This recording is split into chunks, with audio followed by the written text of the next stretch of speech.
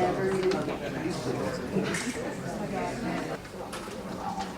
morning, everybody. I'm Butch Halpin. I'm a promising investigator with the Dunn Police Department. I know a lot of you through our years together here at the conferences. I'll tell you a little bit about me. If I had any sense, I would have been retired about 3 years ago. But like so many young, ignorant, stupid people in law enforcement, I quit. Not once but twice. Every time I left, I said, that's it. I'm going to make better money. Last time I quit, I was making the most money I'd ever made in my life, but I was also the most miserable. Working 6-7 days a week, and it wasn't too much fun. So our former chief called me out. Well, I called myself opposed exile. He got me out of it about 5.5 years ago. Brought me back to Dunn PD, where I worked back in the 80s. And I know I don't look that old, but thank you. But I took over the property evidence section, and that evolved into being Dunn PD's first full-time crime scene investigator. I also do background checks, safety officer for the city, crime stoppers coordinator, take out the trash, wash the cars. Whatever, hey. A little bit of everything. But I'm probably going to be in law enforcement until either I'm 10 toes up or they fire me, whichever comes first. I might get fired for cussing out or fussing out a lieutenant or a captain. The one thing I won't get fired for is mishandling of evidence, and that's one thing we want to talk about this morning. In instructor training, they always tell you to be a good attention getter, so I've got a few right here that we're going to look at.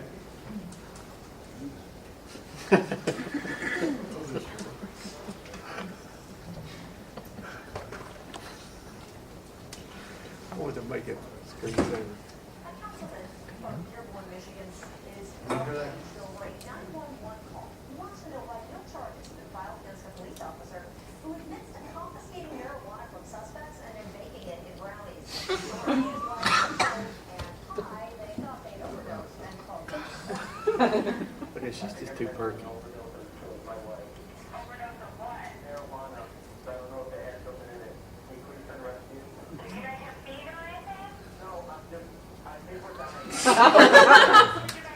A lot.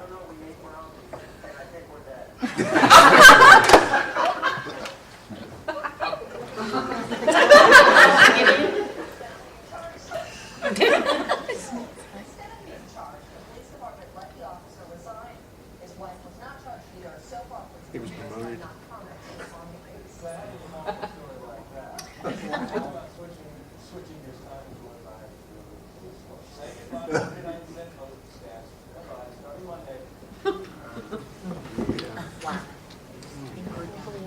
We're dead. I think we're dead.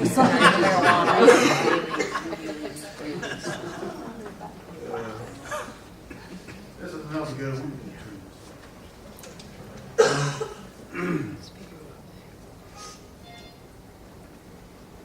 Really?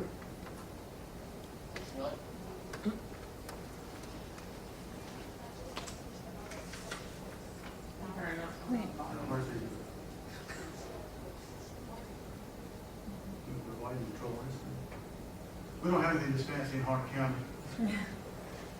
We're my AV tech. See Try right the below left-hand red? corner. There you It's go. all the way up. It is all this one now. Play phone.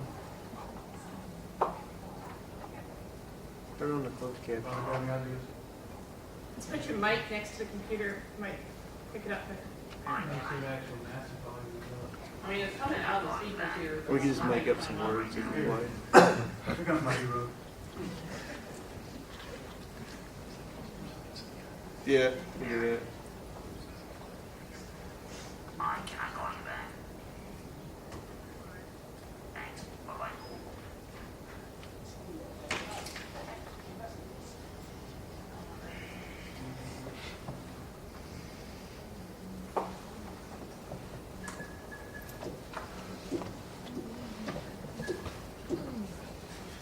Derek Johnson is no longer on the job.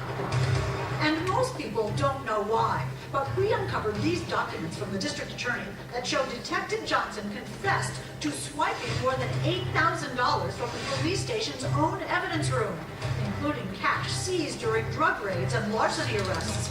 And And now, for the first time, Marlboro's police chief is talking on just one station about the detective and the surprising deal he cut. He swore to uphold the law. He certainly violated that. Investigators say he didn't steal just once. According to documents from the Middlesex District Attorney's Office, Detective Johnson admitted to stealing the cash evidence from approximately 10 pending criminal cases. So is Johnson in jail, awaiting trial, fired? No.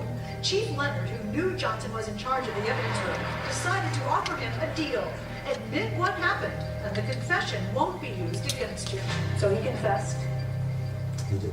but you can't use that against him in a criminal case. We cannot.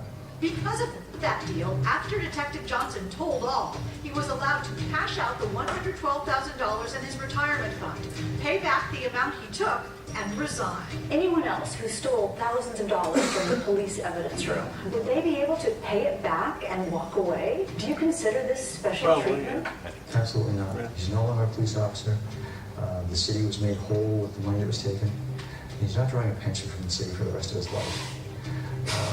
Well, he's already got it. If we proceed criminally and we're not successful, I mean, he very well could come back to work here.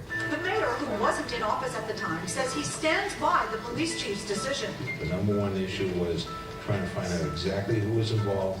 There was only one officer involved, and he's been purged from the department. Is Detective Johnson in, please? We wanted to talk to the detective about it. Can you ask him to call me? But he never responded to our repeated requests. I think we made the best of a bad situation. And, you know, it's unfortunate.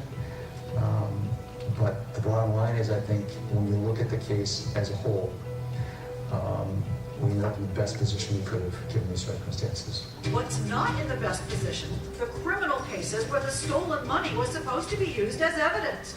Now that evidence is gone. Defense attorneys say that could put lots of cases in jeopardy. The lawyer for this guy, who's facing many charges of drug possession and trafficking, says he'll ask that this case be dismissed. What would you say to the Commonwealth now? Show me the money. Show me the money. Show the jury the money that the officers allegedly found in my client's home. And they can't now. Marlboro police say they now have new safeguards in place to make sure nothing like this happens again. In the newsroom, I'm Hank Philippi Ryan.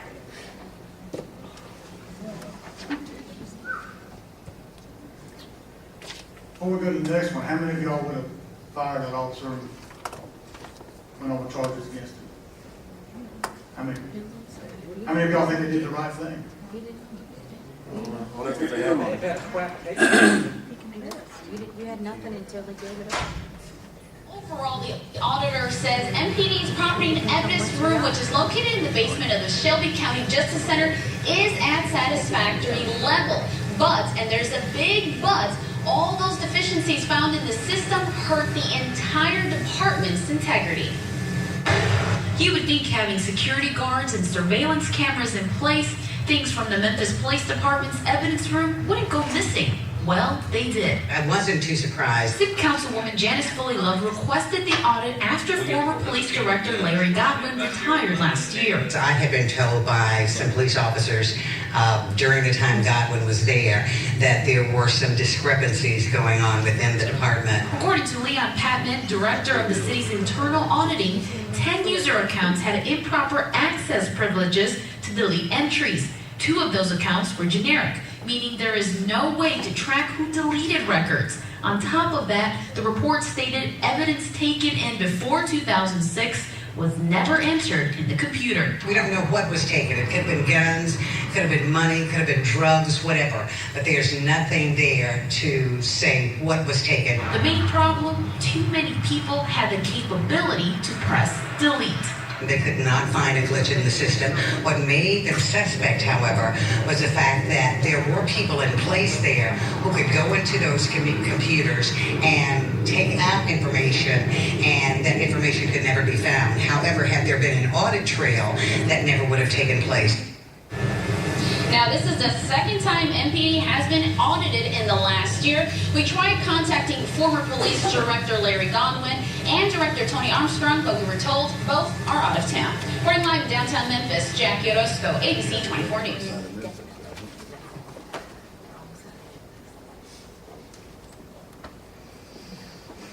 That's just 3, and there's quite a few more on YouTube about evidence issues nationwide. And we all know what's happened within our association. One thing I added down here, this was just in the Daily Record, the Dunn local paper last week. Back in July, there was a detective from Andrew Police Department committed suicide. Turned in his resignation, he resigned, went home, called his wife. She worked for the Harnett County Sheriff's Office. And by the time detectives got there, he put the gun in his head and pulled the trigger. Now, our district attorney, Vernon Stewart, has asked the FBI to come in and investigate irregularities in their evidence room in the Andrew Police Department. Don't know if he was doing anything wrong with that. I do know that there were other issues regarding this case other than just evidence, but could have been one of many. Sampson County, everybody knows where Sampson County is. A couple of years ago, somebody goes in the evidence room to look at this bag of money from a dope deal. And the packaging is kind of funny. So they get the supervisor to go down there and they open it up. And all the money is accounted for. It's supposed to be like, if it was $5,000, there was $5,000 in the bag. However, this case was like a 1990-something case, and the money was stamped 2000. So, we always talk about, and we joke sometimes that criminals aren't the smartest people in the world. Well, that can go into law enforcement when they want to become criminals. How many? I know we got a mixture between sworn and non-sworn. How many non-sworn? Okay, majority. I passed out the law enforcement officer code of ethics. Those of us who have been sworn or are sworn are familiar with that. I just want everybody, especially those who are not sworn, to be aware of it and know that there is a code of ethics for criminal justice officers, whether they're police, sheriff, whatever.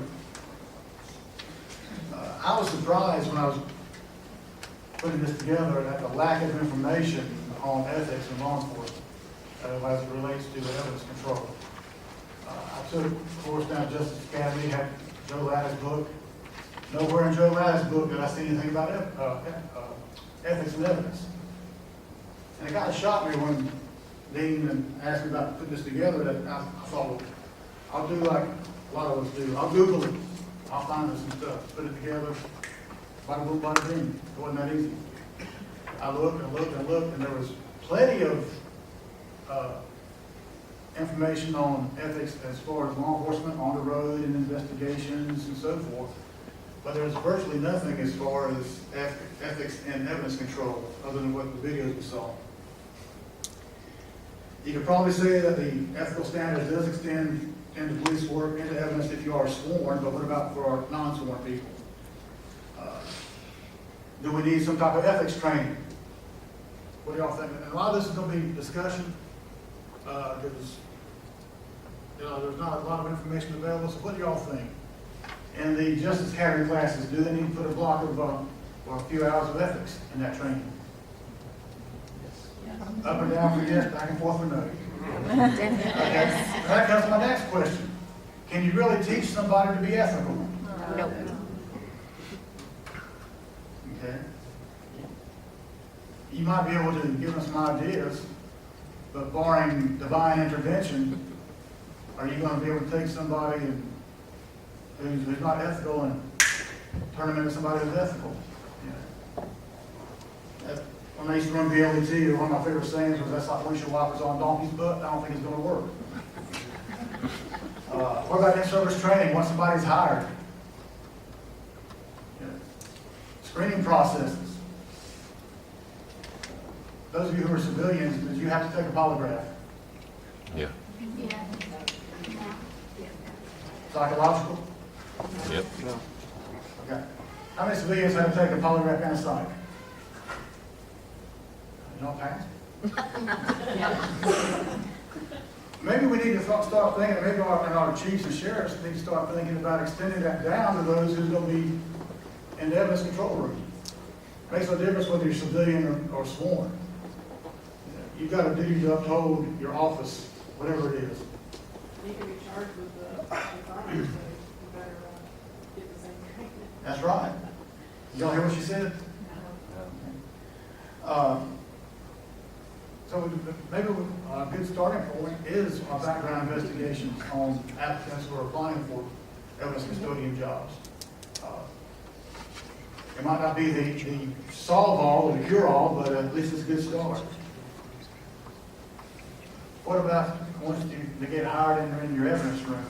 Molly and I were talking this morning.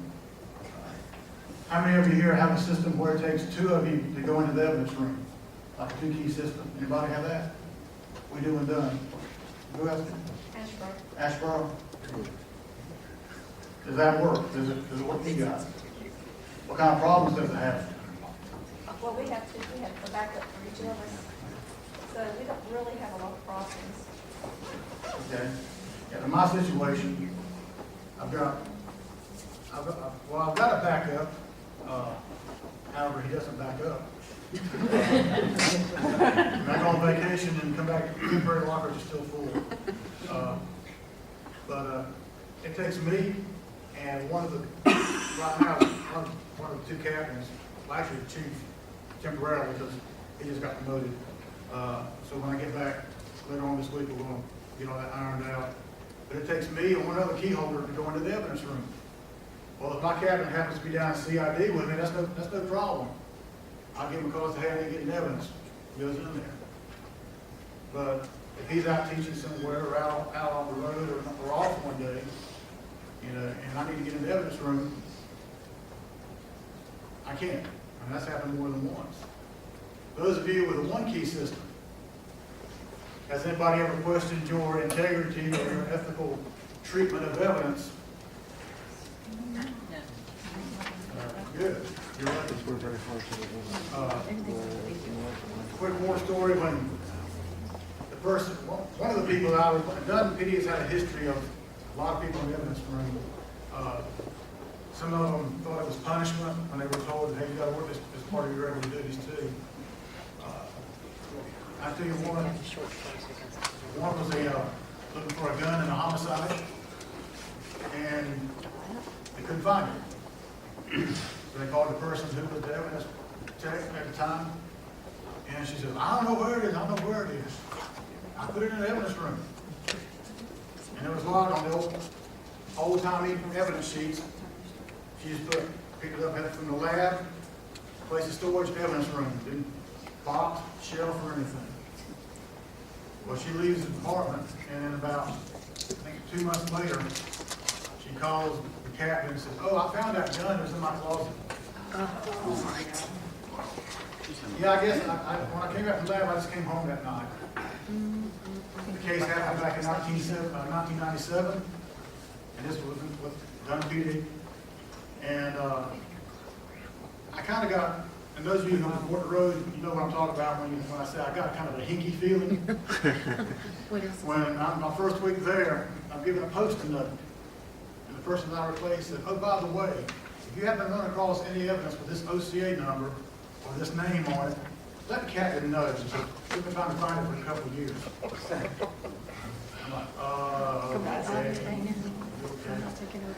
Well, it was a homicide. It happened back in 1997. Guy goes in, they're all drinking, having a good time. One of them gets overly intoxicated, sodomizes a couple of victims, and one of them winds up dying because of some stuff that's rags that's thrown down, shoved down his throat. Well, lo and behold, one suspect was already tried and convicted. The other one had absconded, and they found him somewhere in Texas. So our guys and this guy go out on the plane, pick him up, bring him back. He comes to trial.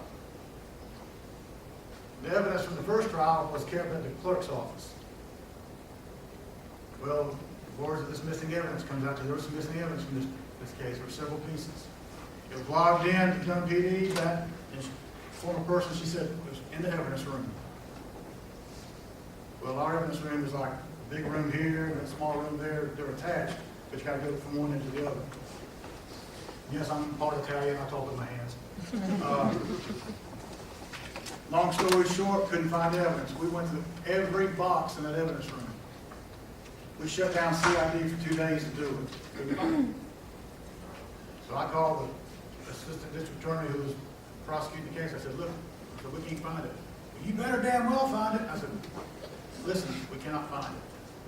And it was minor stuff, nothing really, earth-shattering. It was just enough for a defense attorney to jump on it when it comes to court. So we're in the trial, and I get on the stand. Actually, I was on the stand once for a suppression hearing, and then during the trial, same stuff over and over again. Defense attorneys were grilling me about what happened in 1997. And I told him, I said, I don't know what the practices were in 1997. I was not working there. Well, you're a crime scene investigator with the Dunn Police Department, aren't you? Yes, sir, I am. So he went on, well, in 1997, I said, I was not there in 1997. About the third time, the Superior Court judge finally stopped me. Luckily, we got a conviction.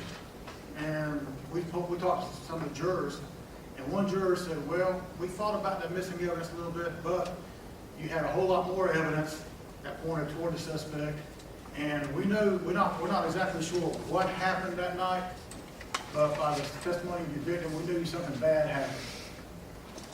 And so all that evidence, thank God, is back at the clerk's office now. I had to hold it for a while. But I'm sitting there with what evidence we had. Every time they would talk about missing evidence, everybody in the jury, I never wanted so bad to stand up and say, it wasn't me, it wasn't me. I told my captain, I said, look, I've been the scapegoat for the last cop taking time for this department. I'm not doing it anymore. But that's what happened when you had one person in charge who was, I'm not going to say she was unethical. Well, I'm going to say she was sloppy in her work. These things can happen. Does it make the department look bad? Yeah. Does it make law enforcement as a whole look bad? Daggone right it does. So, what can we do about it? What can we do? I'm going to show you right now the Code of Ethics or Evidence Custodian Code of Ethics. That's it. Anybody want to read the first line? There is none. Do we need one? Come on, folks. I know it's early work with me, folks. Come on. Yeah. I won't get you out of here soon, I promise. I'm not listening to what Taylor told her husbands, I shall not keep you long. Do we need a code of ethics for evidence custodians? Yeah. All right. Wake up. Start, Paul. Where do we start? I started. I was sitting in my office one day, drinking some coffee. Something on the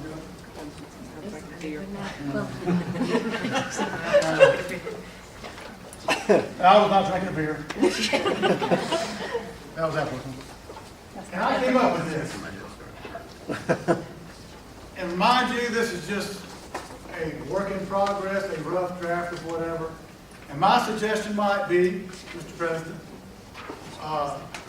if somebody wants to form a committee or serve on a committee to maybe come up with a code of ethics for evidence custodians.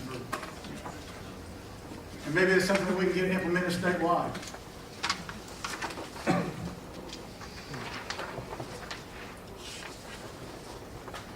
I just basically took the law enforcement officer's code of ethics, threw some stuff in there.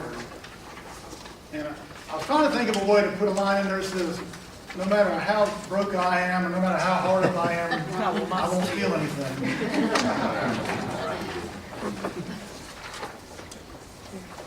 Or I won't misappropriate stuff, or I won't screw up evidence and then go speak before NCAPE and talk about how red I am. I shouldn't have said that, I was ugly, I know. But it is what it is. Just take a minute and look through those. I hope I got enough. I don't know, about 50 copies.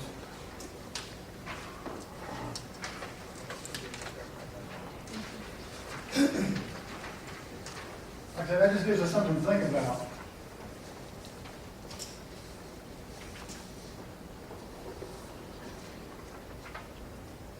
Is everybody got one? Any extras?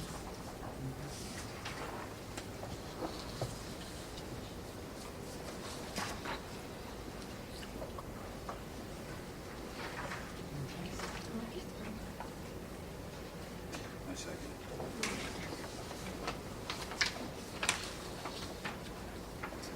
I heard it. It's pretty good. But you done good with that cup of coffee.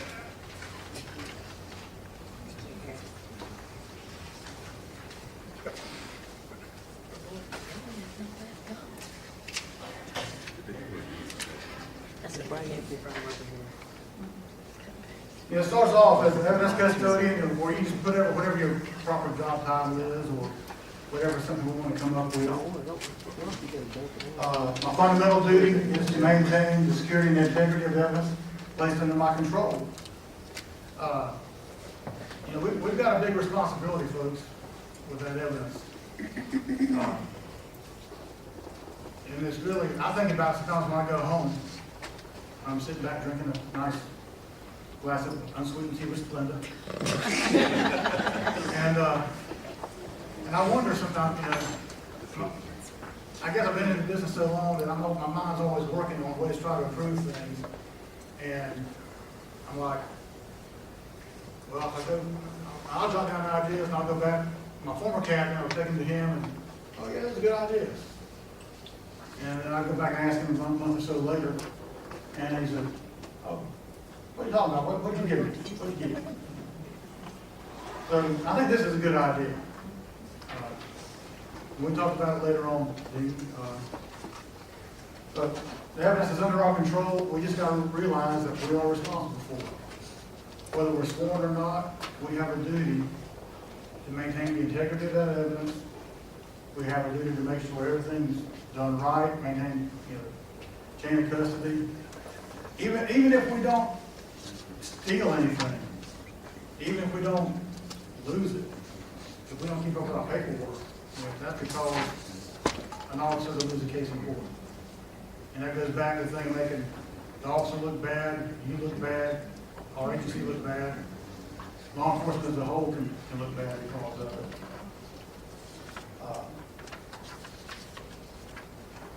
Y'all take a look at that. Hopefully we'll bring it up later on. Does anybody have anything at this point they want to add? Any comments?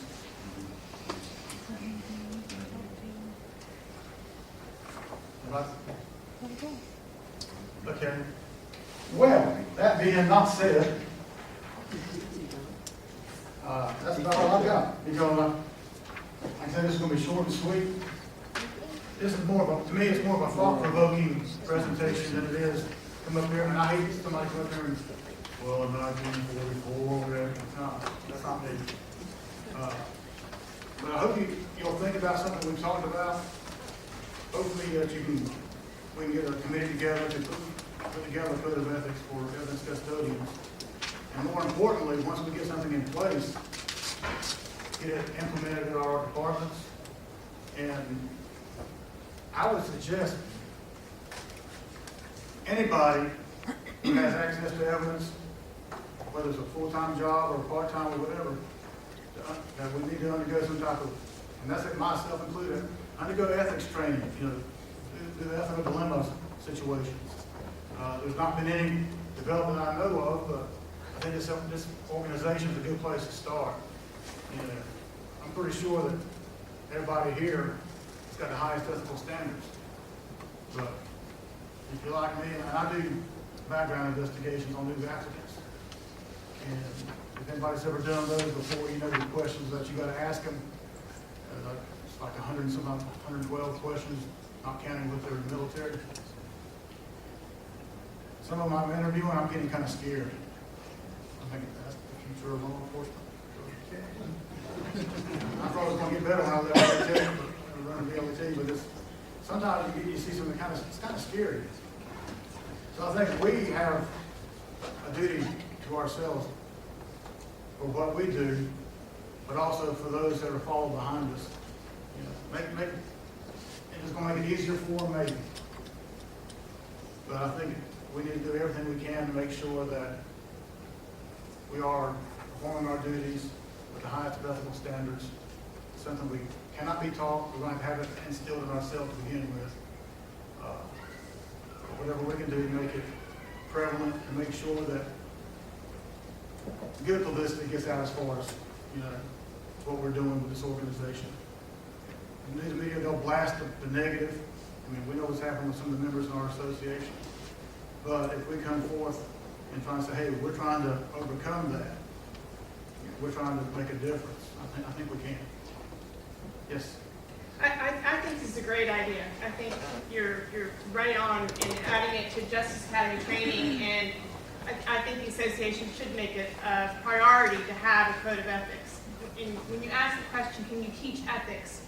You can't, anybody who's managing evidence is past the point of being taught their moral code, but you still can outline what are the professional responsibilities, which really are equal ethics in a specific job. So I think you can teach ethics for property and evidence custodians because they need to know what are their professional responsibilities. Yeah, you can teach it all day long, but can you, by teaching, can you make somebody ethical? That's my question. Can you, you know, I mean, look what we just saw on the video. You know, I've had people say, well, you don't ever know what was going through that person's mind. You don't know about what their home situation was. I'm sorry, I don't care. I've got no sympathy for them. You know, like I said, you know, I might get a ticket going home when I see the vehicle speeding. Probably didn't get one last night from up here. But, I mean, I get it in my mouth and I forget cruise control.